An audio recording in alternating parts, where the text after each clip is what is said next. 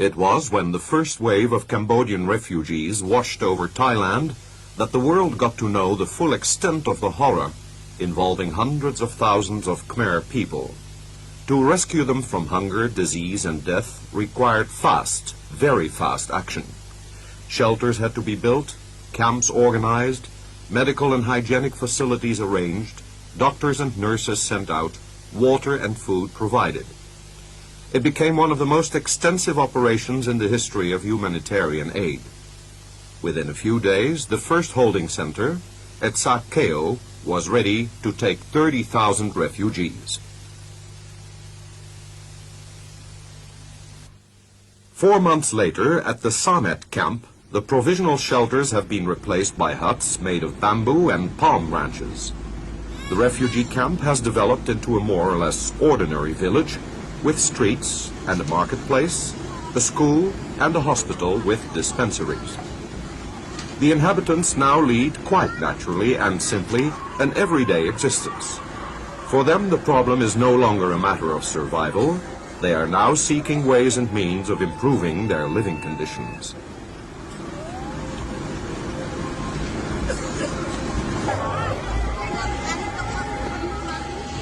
In Thailand, there are 2 kinds of camps. There are those close to the border with Cambodia, like the camp at Samet, for example.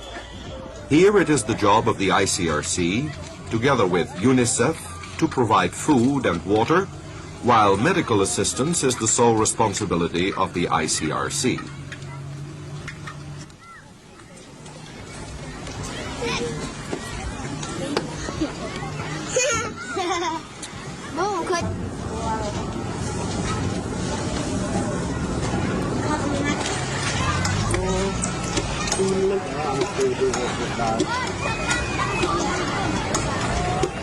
Further away from the border, inside Thailand, there are the so-called holding centers at Sakeo, Kamput, and Khao Idang.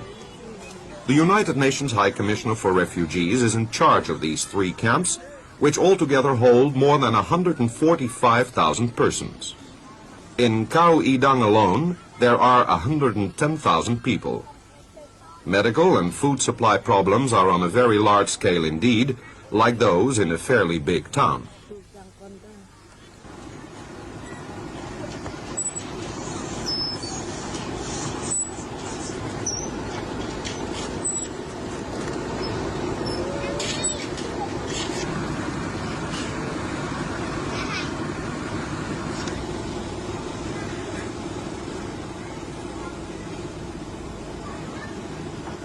The rations include rice, dried fish, beans, oil, sugar. But special food must be provided for children and for refugees suffering from malnutrition. In each camp, supplementary and, where necessary, intensive food distribution centers have been set up.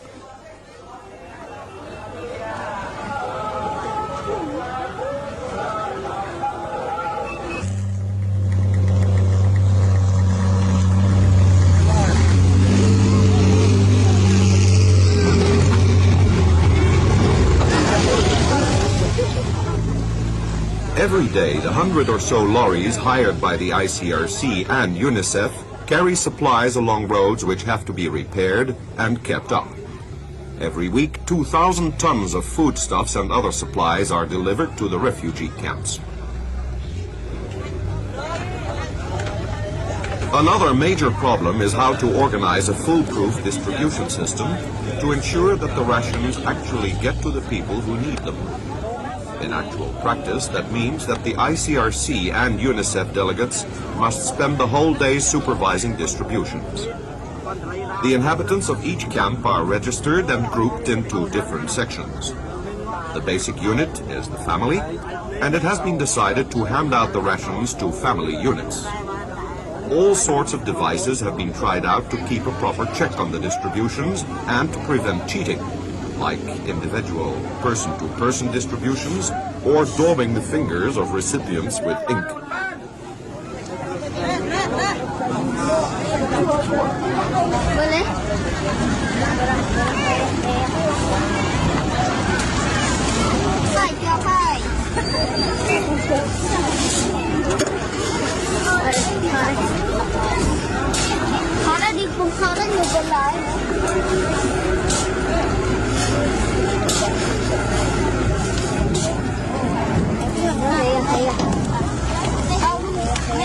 Water, of course, is of vital importance. Wherever possible, wells were sunk. In many cases, they quickly ran dry, and it was then necessary to fill the tanks with water trucked in every day. In 4 months, about 100 million liters of drinking water were supplied in this way.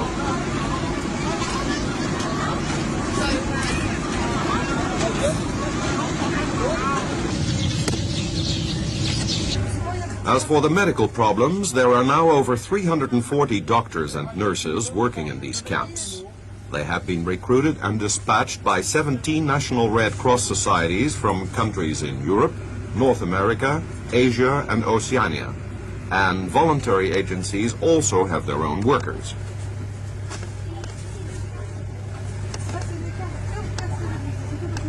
This patient is waiting for her turn to be operated on in a surgical unit which provides continuous day and night treatment.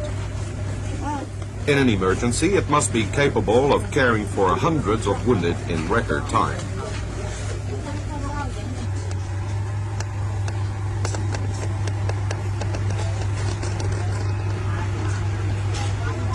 In the same hospital, the surgical unit nearby is run by a German Red Cross team. It is entirely responsible for its patients, even for post-operational care. It was, of course, necessary to coordinate the methods used by doctors who have come from so many different lands, to seek a common denominator and devise treatment adapted to the needs and the means available, methods which are considerably different from the sophistication applied in Western medical practice. Care is taken of refugees practically from the moment they set foot in Thailand, like in the case of this woman who is being examined by a doctor from the American Red Cross in the Makmun camp near the border.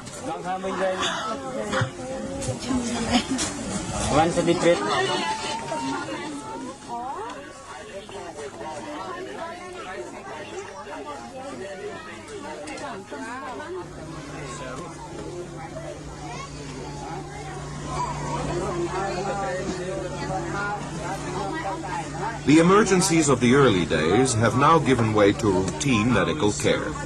In the holding centers, dispensaries are run by Red Cross teams, including doctors like this one from New Zealand.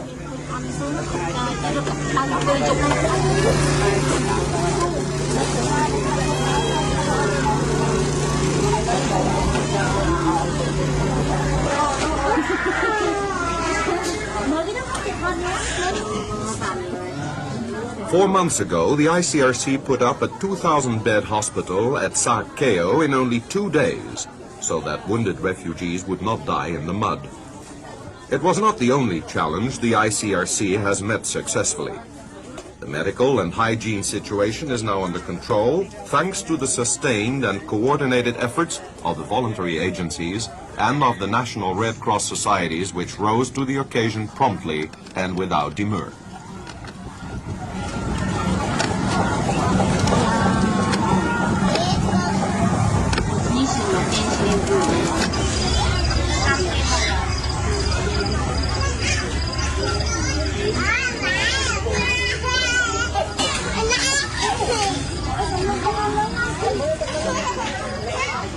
But no sooner are obstacles overcome or fresh problems arise.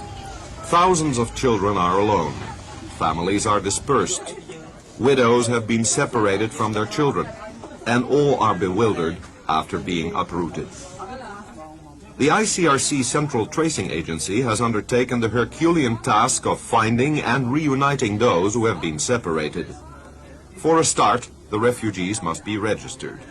In the 3 holding centers, no less than 150,000 people have been registered in a matter of only 4 weeks.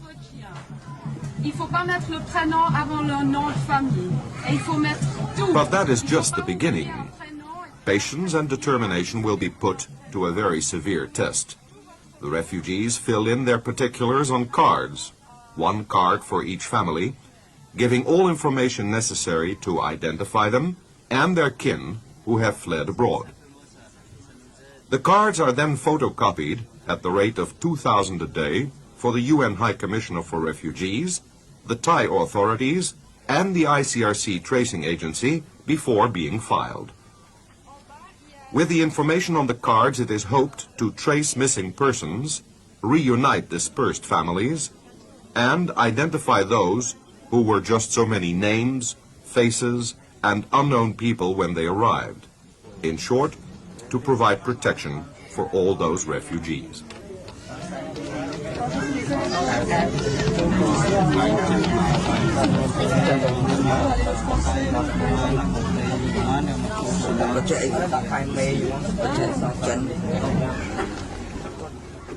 Every week, the tracing agency transmits thousands of messages abroad for these hapless people who are so eager to have news from their relatives, to send word that they are alive, to inquire about missing family members, to send a photograph or a few lines.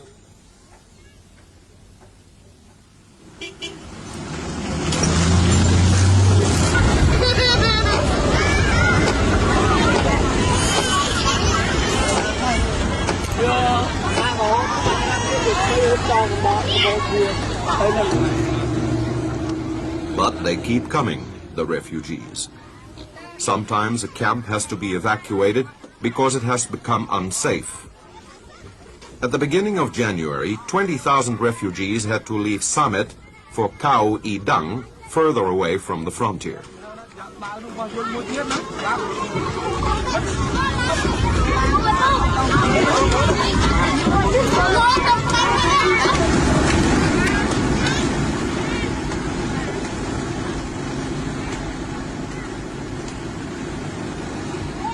And the trek starts again, from a makeshift camp to a reception center further inland.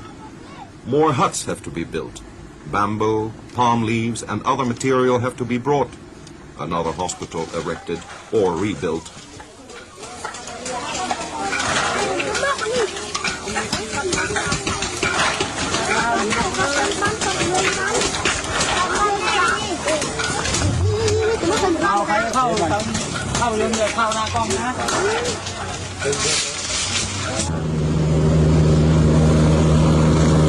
And the convoys of lorries continue bringing in food.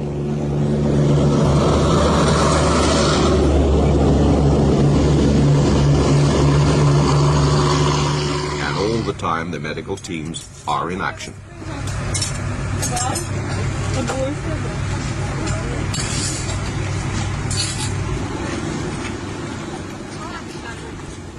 Despite appearances, the situation remains unstable.